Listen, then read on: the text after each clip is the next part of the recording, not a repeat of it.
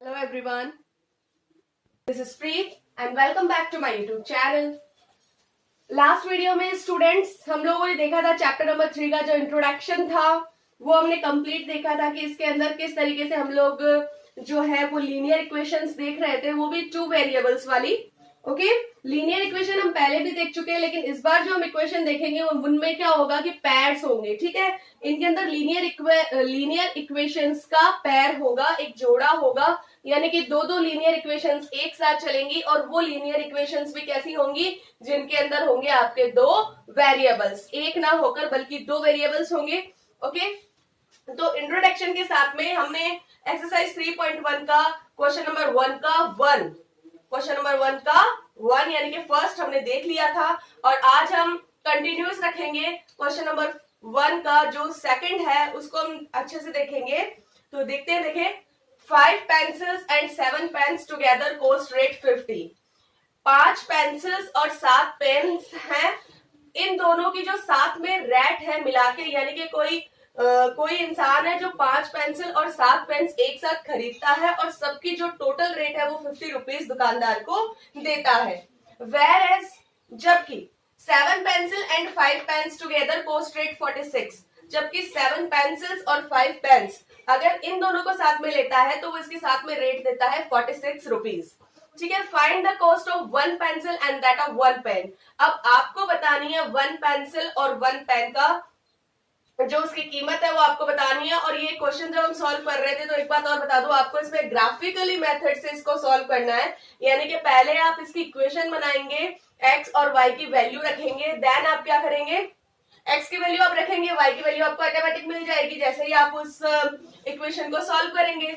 Then आप क्या करेंगे, आपको जैसे ही एक्स और वाई की वैल्यूज मिल जाएंगी आप एक ग्राफ बनाएंगे और ग्राफिकली मेथड से आप इस क्वेश्चन का आंसर देंगे कि एक पेंसिल और एक पेन की कॉस्ट क्या है।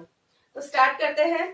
अब ये जो हम लोग एल्जेब्रिक मैथमेटिक्स देखते हैं, इनके अंदर वैसे भी हमारी हिंदी वालों की पहली लाइन होती है, माना कि एक पेंसिल का मूल्य है x रुपए, और इंग्लिश वालों की लाइन होती है late the cost of 1 pencil is x rupees. ठीक है, तो x और y से ही ये कहानी जो है एल्जेब्रिक मैथ्स की जो कहानी है वो x और y से ही स्टार्ट होती है। तो देखते हैं, जो चीज पहली बात जो क्वेश्चन में पूछा रहता है उसी को ही हम एक्स वाई जेड मानते हैं। ठीक है, तो इसमें पूछा है कि cost of 1 pencil and cost of 1 pen, then let the cost of 1 pencil is x, माना कि जो एक पेंसिल की कॉस्ट है वो है x rupees, let the cost of 1 pen is y।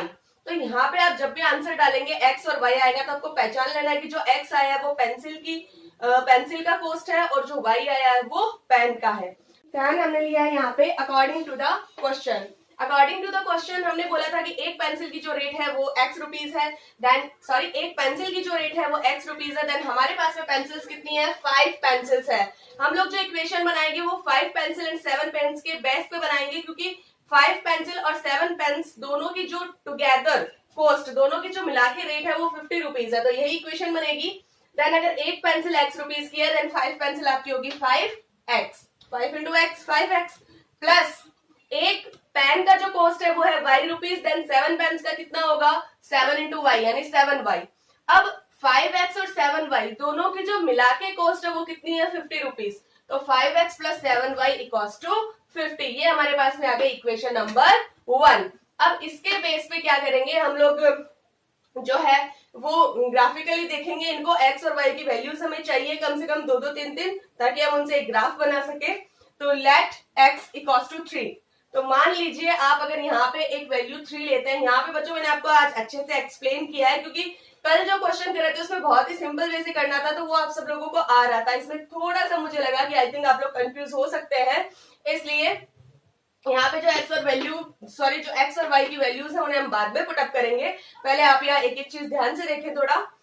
अगर हम लोग x लेते हैं बच्चों 3, ठीक है, तो यहाँ पे क्या करेंगे, x की वैल्यू 3 रखेंगे, तो 5 इंटू x की वैल्यू हम रखेंगे 3, तो 5 into 3 plus 7y equals to 50। Then यहाँ क्या होगा, 5 3 जा 15, तो ये जो 15 है ये आपका प्लस में है तो ये चला जाएगा 50 के माइनस में, और यहाँ बच जाएगा केवल 7y। ठीक है, अब ये जो 7y है यहाँ पे 50 माइनस 15 कितना हो गया 35। अब ये 7 और y आपस में किसमें मल्टीप्लाई में, तो ये 7 उधर जाके किसमें हो जाएगा डिवाइड में, देन यहाँ बच जाएगा y इक्वल्स टू 35/7, तो ये हो गया 7 5 35। तो आपकी जो वैल्यू y की आ गई है वो कितनी आई है 5, यानी कि x हमने लिया है 3 और y हमने लिया है 5, तो x और y की वैल्यू आप यहाँ पर पुट कर सकते हैं। नेक्स्ट बच्चों हम लोग लेते हैं x की वैल्यू 10, यानी x इक्वल्स टू 10। तो जैसे ही हमने यहाँ 10 वैल्यू ली तो 5x यानी 5 into 10 plus 7y equals to 50। 10 5 50, 7y 50 का 50, 7y यहीं रह जाएगा बच्चों, 50 किसमें है प्लस में, तो इधर जाके किसमें हो जाएगा माइनस में, then 7y equals to 50 minus 50, 50 में से 50 गया 0, then 7y equals to 0, then y equals to ये 7 मल्टीप्लाई में 0 की डिवाइड में जाएगा। कोई भी डिजिट जब 0 से डिवाइड होती है या कोई भी डिजिट जब 0 से मल्टीप्लाई होती है देन आपको आंसर हमेशा मिलता है 0। कहने को ये बात बहुत छोटी सी है पर मुझे पता है कई बच्चे ये गलती करते हैं, कई बच्चे तो ऐसे होते हैं जो 0 को 7 से मल्टीप्लाई करते हैं और आंसर में लिख देते हैं 7। कई सारे बच्चे ऐसे होते हैं। ऐसा नहीं कि आप लोग 10th में आ गए हैं तो मतलब आप लोगों को कुछ प्रॉब्लम नहीं होगी, ऐसा कुछ भी नहीं है। आप लोगों को लग रहा होगा ये बहुत ही छोटी सी बात है, छोटी सी नहीं है। कई बच्चे ये गलती करते हैं 0 को 7 से डिवाइड करते हैं और आंसर 7 कर देते हैं। कई बच्चे होते हैं 0 को 7 से मल्टीप्लाई कर देते हैं आंसर 7 लिख देते हैं। और ऐसा नहीं है सिर्फ वीक स्टूडेंट, कई बार क्या होता है जो इंटेलिजेंट बच्चे होते हैं ना उनसे भी ये गलती हो जाती है। तो यहाँ पे थोड़ा सा ध्यान देंगे कि ये बात आपको ध्यान ही रखनी है कि डिवाइड और मल्टीप्लाई अगर आप 0 से कर रहे हैं तो आपको आंसर हमेशा 0 ही मिलेगा। तो यहाँ पे जो आपने x लिया वो कितना लिया 10, तो y की वैल्यू ऑटोमेटिक कितनी आ गई जब सॉल्व किया तो इक्वेशन को 0। तो इस बार जो x और y की वैल्यूज आई है वो आई है 10 और 0, तो हम लिख देते हैं 10 और 0।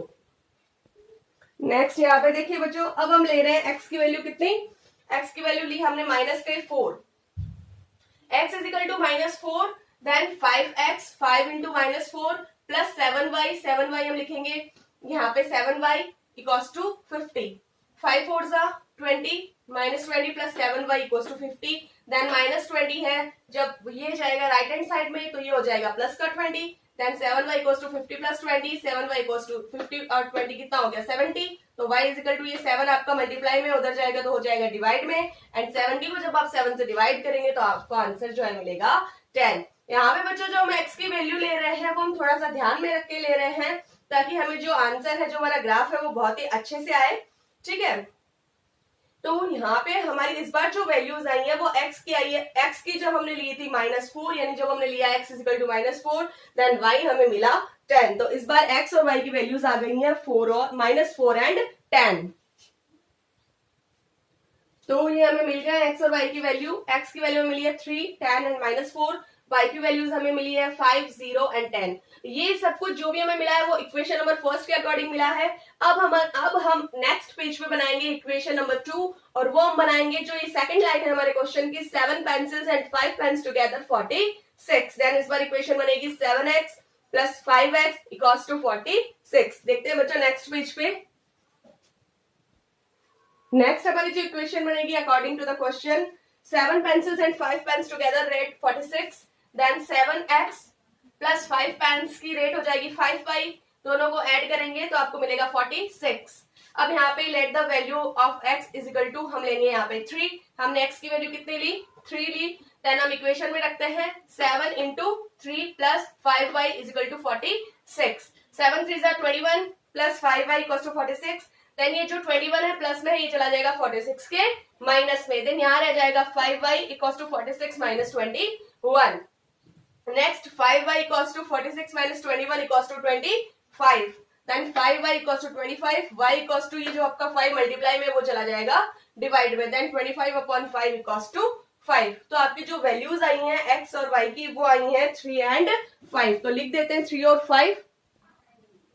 नेक्स्ट हमने जो है x की वैल्यू ली है बच्चों यहाँ पे 8, देन 8 जब हमने वैल्यू ली है देन 7x यानी 7 into 8 plus 5y equals to 46, 7 8 जब 56 प्लस में है तो 56 चला जाएगा 46 के माइनस में, देन 46 माइनस 56 और यहाँ बच गया आपका 5y, then 5y equals to 46 में से जब 56 जाएगा तो जो 10 बचेगा वो बचेगा बच्चों माइनस का, क्योंकि जो माइनस की डिजिट है वो क्या है बड़ी है, ठीक है, तो 5y equals to -10, then y equals to जो आपका 5 मल्टीप्लाई में है वो चला जाएगा डिवाइड में, देन -10 अपॉन 5, 5 2 जा 10। इस बार जो आपकी वैल्यूज आई है वो आई है -2, क्योंकि हमने जो x लिया था वो 8 लिया था, देन आंसर हमें मिला है -2, देन x की वैल्यू हमने लिख दी है बच्चों, वहां पे पुट अप कर दी है इस बार, x की वैल्यू 8 एंड y की वैल्यू -2। और इस अब देखते हैं, देखें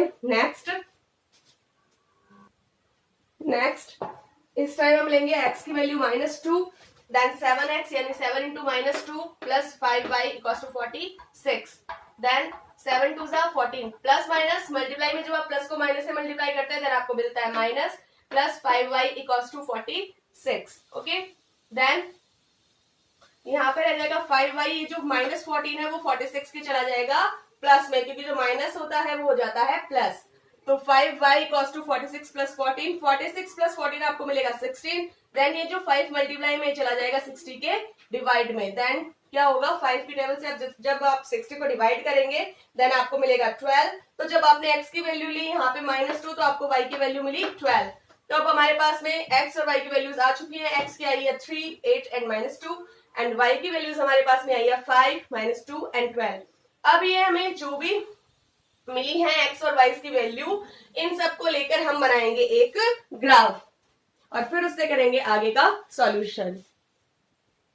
अब यहाँ पे हम लोग एक ग्राफ देख रहे हैं जिसके अंदर x एक्सिस और y एक्सिस देख रहे हैं। हमारी जो राइट हैंड साइड वाली है जो सीधी लाइन है वो x एक्स है और लेफ्ट साइड में x डैश यानी कि माइनस में चलेंगे x की वैल्यूज, और जो आपको एकदम ये जो सीधी लाइन दिख रही है स्ट्रेट लाइन वो आपकी है y एक्स वाली, ऊपर है y एक्सिस और नीचे है y डैश, क्योंकि नीचे जो y की वैल्यूज है वो माइनस में चलेंगी। अब y की वैल्यूज जो माइनस में है वो हमारे पास में सिर्फ -2 तक है, तो हमने ग्राफ इतना सा ही लिया है कि -1 -2, क्योंकि हमारा जो बोर्ड है वो इतना बड़ा नहीं है कि हम लोग इसको ज्यादा लंबा ले सके।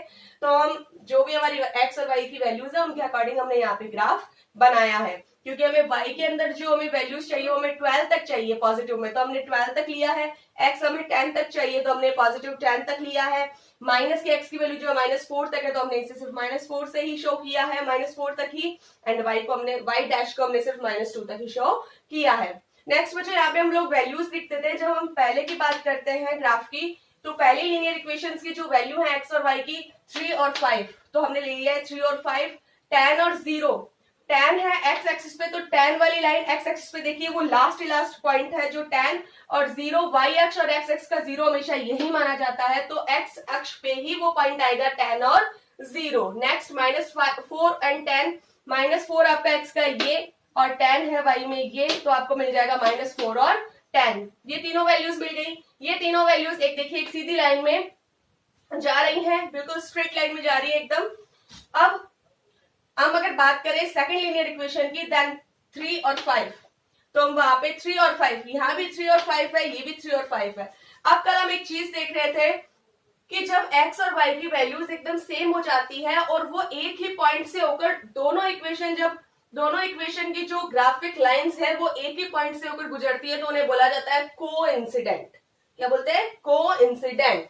और एक दूसरे को जहां काटती है वो होती है आपकी इंसेक्ट लाइंस। ठीक है, तो देखते हैं आगे। नेक्स्ट 3 और 5 वहीं पे आएगा जहां पे पहली लीनियर इक्वेशन के 3 और 5 आए थे, एक दूसरे के ऊपर आएगा वो पॉइंट, और मैंने इसको डबल लाइन से जो ये सर्कल बना रखा है उस सर्कल के ऊपर एक और सर्कल बना रखा है, वो ये शो कर रहा है कि इस लीनियर इक्वेशन के 3 और 5 और इस लीनियर इक्वेशन के 3 और 5। नेक्स्ट 8 और -2, तो 8 लेंगे आप x अक्ष पे और -2 आप लेंगे y पे, तो ये -2 यहाँ पे, तो आप देखेंगे 8 और -2। देन -2 एंड 12, -2 आपका x अक्ष पे ये है और 12 आपका ये ऊपर है, तो -2 एंड 12। अब ये दोनों ग्राफिक लाइंस एक ऐसे जा रही है और एक ऐसे जा रही है। अब ये दोनों ग्राफिक लाइंस जहां पर एक दूसरे को इंटरसेक्ट कर रही है वही हमारा आंसर होगा। तो आप लोग देख पा रहे हैं इस ग्राफ में कि 3 और 5 पॉइंट ऐसे हैं जहां पर ये दोनों लाइनें एक दूसरे को इंटरसेक्ट कर रही हैं। देन यहाँ पे लिखेंगे both the lines are intersect at 3 and 5, so the cost of one pencil is 3 क्या होता है x और 5 क्या होता है माइनस, तो 1 पेंसिल की कॉस्ट आ गई हमारी 3 क्योंकि हमने पेंसिल को बना था x, and the cost of 1 pen is equal to 5, और 1 पेन का जो कॉस्ट है वो कितना हो गया 5, और आंसर आ गया आपका 3 एंड 5। नेक्स्ट आपका question number 2, On comparing the ratios A1 upon A2, B1 upon B2, C1 upon C2, find out whether the lines representing the following pairs of linear equations intersect at a point are parallel or coincident. On comparing the ratios, आपको comparing करना है ratios को A1 upon A2, B1 upon B2 and C1 upon C2 में. Find out, और आपको find out करना है where the lines representing the following pairs of linear equations, कि इन जो ये आपको कुछ लीनियर इक्वेशंस दे रखी होंगी, पेयर्स ऑफ लीनियर इक्वेशन दे रखी होंगी, उन पेयर्स ऑफ लीनियर इक्वेशंस को आपको ये बताना है कि कौन सी इक्वेशन किस टाइप की लाइंस रिप्रेजेंट करेंगी, जैसे कि या तो इंटरसेक्ट एट ए पॉइंट, या तो एक पॉइंट पे इंटरसेक्ट करेंगी, या पैरेलल करेंगी, या फिर कोइंसिडेंट लाइंस रिप्रेजेंट करेंगी. तो इनके लिए हमने जब इंट्रो देखा था इस चैप्टर का, चैप्टर नंबर 3 का जब हम इंट्रोडक्शन देख रहे थे, तो हमने वहां पे मैंने ये सारी चीजें लिख दी है कि A1 अपॉन A2 हमने देखा था कि जब A1 upon A2 is not equal to B1 upon B2, then आपकी लाइन आएगी इंटरसेक्टिंग लाइंस. जैसा कि आप देख पा रहे हैं सामने, A1 upon A2 equals to B1 upon B2 equals to C1 upon C2. अगर आपके तीनों ही इक्वल होंगे देन आपकी लाइंस आएंगी coincident lines. A1 upon A2 equals to B1 upon B2 is not equivalent to C1 upon C2, तो ये आपकी लाइन आएगी पैरेलल लाइंस, यानी कि A1 upon A2 और B1 upon B2 का रेशियो तो इक्वल है, बट C1 upon C2 का रेशियो इनके इक्वल नहीं है. देन आपकी लाइंस जो रिप्रेजेंट करेंगी वो करेंगी पैरेलल लाइंस. तो सिर्फ इन्हीं को ध्यान में रख के और आपको जो भी लीनियर इक्वेशंस दे रखी हैं पेयर्स में, उनको आपको बताना है, यानी कि आपको आइडेंटिफाई करना है यहाँ पे. तो फर्स्ट लीनियर इक्वेशन के पास चलते हैं. लोग देखेंगे अपने linear equation number first. 5x minus 4y plus 8 equals to 0, then 7x plus 6y minus 9 equals to 0. यहाँ पे सबसे पहले हम लोग वैल्यू लेंगे कि A1 कितना है, A2 कितना है, B1 कितना है, B2 कितना है. ठीक है, क्योंकि कई बच्चे ये गलती कर देते हैं कि वो लोग सही वैल्यू ही पुट नहीं करते A1 A2 की, और फिर उन्हें सही आंसर नहीं मिल पाता है. देन यहाँ पे क्या करेंगे हम लोग, A1 लेंगे 5 और B1 हमारा कितना है 7, तो A1 5 A1 5 है, A2 7 है, B1 4 है और B2 6 है. देखिए यहाँ से मुझसे भी गलती हो गई है, तो बच्चों ये गलती एक कॉमन मिस्टेक है. ठीक है, तो यहाँ पे पहले आप लोग वैल्यू ही लिख लीजिएगा. तो A1 अपॉन A2, देन यहाँ पे हम लिखेंगे 5 अपॉन 7 और B1 अपॉन B2 की वैल्यू हम लोग लिखेंगे 4 अपॉन 6. तो 5 अपॉन 7 और 4 अपॉन 6 एक दूसरे के इक्वल नहीं है, देन यहाँ पे हम इज नॉट इक्वलेंट का साइन लगाएंगे. सो A1 अपॉन A2 हमने ये लिया था और ये B1 अपॉन B2 लिया था, तो इससे हम शो हो रहा है कि A1 upon A2 is not equal to B1 upon B2. और जहां पे A1 upon A2 is not equal to B1 upon B2 ये कंडीशन आ जाती है, वहां पे लाइंस आपकी आती है हमेशा इंटरसेक्टिंग लाइंस, क्योंकि जब हमने इंट्रो में देखा था तभी ये पॉइंट्स हमने देख लिए थे. और इंटरसेक्टिंग लाइंस की एक स्पेशलिटी होती है कि इसका जो आंसर आता है वो हमेशा केवल एक ही आंसर आता है, एक ही सॉल्यूशन आता है, जिसे यूनिक सॉल्यूशन बोला जाता है. ठीक है, तो यहाँ पर आपका जो आंसर आएगा वो आएगा इंटरसेक्टिंग लाइंस. देखते हैं दूसरी लीनियर इक्वेशन. नेक्स्ट इक्वेशन आपके पास है 9x plus 3y plus 12 equals to 0, 18x plus 6y plus 24 equals to 0. A1 9 है, A2 18 है, B1 आपका जो है वो 3 है और B2 है 6 है, C1 है 12 और C2 आपका है 24. देन A1 अपॉन A2 यानी 9 upon 18, B1 upon B2 3 upon 6, C1 upon C2 12 upon 24. अब जब आप इनको अपनी शॉर्टेस्ट फॉर्म में करेंगे, यानी जब आप इनको एक ही टेबल से डिवाइड करेंगे, 9 1 9, 9 2 18, 1 अपॉन 2, 3 1 3, 3 2 6, 1 अपॉन 2, 12 1 12, 12 2 24, 1 अपॉन 2. तो तीनों ही जो वैल्यू आपको मिल रही है A1 upon A2, B1 upon B2, C1 upon C2, वो तीनों ही आपको मिल रही है 1/2, 1/2, 1/2. तो जब 1 अपॉन 2, 1 अपॉन 2, 1 अपॉन 2 तीनों ही सेम है, देन हम यहाँ पे लिख सकते हैं A1 equals to A1 upon A2 equals to B1 upon B2 equals to C1 upon C2. और जब ऐसे कंडीशन आ जाती है कि तीनों इक्वल होते हैं, तो वहां पे लाइंस आती है कोइंसिडेंट लाइंस. तो इसका आंसर आपका होगा कोइंसिडेंट लाइंस. और ऐसी कंडीशन में जो सॉल्यूशन होते हैं उसमें होते हैं मैनी सॉल्यूशंस. ठीक है, तो इस बार आपके जो सॉल्यूशन आएंगे वो बहुत सारे सॉल्यूशन आ सकते हैं, और ये जो लाइंस होंगी वो क्या होगी, coincident lines. Next linear equation देखते हैं. नेक्स्ट जो आपकी लीनियर इक्वेशंस हैं, 6x minus 3y plus 10 equals to 0, 2x minus y plus 9 equals to 0. यहाँ पे आपका A1 है 6, A2 है 2, B1 है आपका 3, B2 है यहाँ पे 1, 1 इसलिए आएगा क्योंकि ये जो y आपका जो वेरिएबल है इसके आगे कोई भी कोफिशिएंट नहीं दे रखा है, तो वेरिएबल के आगे जब कोफिशिएंट नहीं दे रखा है तो उसको उस कंडीशन में आप मानेंगे उसको 1, देन आप B2 लिखेंगे 1, C1 आपका है 10 एंड C2 आपका है 9, तो A1 upon A2 6 upon 2, B1 upon B2 3 upon 1, C1 upon C2 10 upon 9। जब आप 6 अपॉन 2 को शॉर्टेस्ट फॉर्म में लिखेंगे 2 1 या 2, 2 3 जा 6, तो यहाँ पे आ जाएगा 3 अपॉन 1, 3 अपॉन 1, 10 अपॉन 9। तो आप देख रहे हैं बच्चों की 3 अपॉन 1, 3 अपॉन 1 यानी A1 upon A2 is equal to B1 upon B2 but is not equal to C1 upon C2। आपका जो ये C1 अपॉन C2 है वो इन दोनों के इक्वल नहीं है, देन ये कंडीशन जो आएगी वो थर्ड एंड लास्ट कंडीशन यहाँ पे आएगी, A1 upon A2 is equal to B1 upon B2 is not equal to C1 upon C2। तो इस कंडीशन में आपकी जो ये लाइंस आएंगी वो आएंगी पैरेलल लाइंस, और इस कंडीशन में जो आप देखेंगे कि सॉल्यूशन, तो यहाँ पर आपका लिखा हुआ आएगा there are no solution. Intersecting line में वन सॉल्यूशन होता है, कोइंसिडेंट लाइन में मैनी सॉल्यूशंस होते हैं, लेकिन पैरेलल लाइंस में नो सॉल्यूशन आता है। तो ये जो सेकंड क्वेश्चन था इनमें आपको आइडेंटिफाई करना था कि यहाँ पे कौन सी लाइंस आएंगी इन लीनियर इक्वेशंस के तौर पे। तो यहाँ पे आपका क्वेश्चन जो है वो खत्म हो रहा है, क्वेश्चन नंबर 2 यहाँ पे कंप्लीट हो गया है, और 3.1 का फर्स्ट और सेकंड क्वेश्चन हमने कंप्लीट कर लिया है। और आज के वीडियो में हम लोग बस इतना ही देखेंगे, हमारे नेक्स्ट वीडियो में जो है 3.1 हम लोग कंटिन्यू रखेंगे। तो अगर आप लोगों को मेरा वीडियो अच्छा लगा हो तो इसे ज्यादा से ज्यादा लाइक करें, शेयर करें, सब्सक्राइब करें और बेल आइकन प्रेस करना ना भूलें। Thank you.